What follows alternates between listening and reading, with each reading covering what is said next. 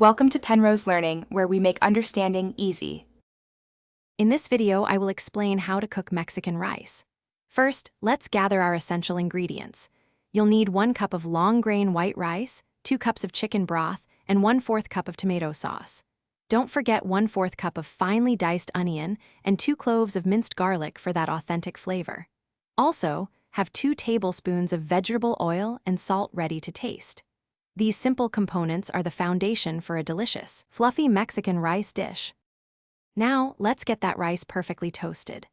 Begin by rinsing 1 cup of long-grain white rice under cold water until the water runs completely clear. This removes excess starch. Next, heat 2 tablespoons of vegetable oil in a medium-sized pot or skillet over medium heat. Once hot, add your rinsed rice and sauté it for about 5 to 7 minutes, stirring frequently until it achieves a beautiful golden brown color. This step is crucial for a great texture. With our rice perfectly toasted, it's time to build those rich flavors. Add the diced onion and minced garlic to the pot, cooking for just 1 to 2 minutes until they become fragrant. Then, carefully pour in 2 cups of chicken broth and 1/4 cup of tomato sauce, stirring everything together thoroughly. Bring this mixture to a boil, then immediately reduce the heat to low, cover the pot tightly, and let it simmer undisturbed for 20 minutes. Patience is key here. Our Mexican rice is almost ready.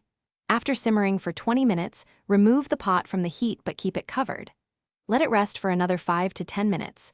This allows the steam to evenly distribute and finish cooking. Finally, gently fluff the rice with a fork to separate the grains before serving.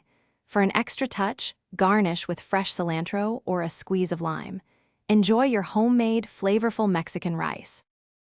Thanks for watching. If this was helpful, leave a like and consider subscribing. See you next time.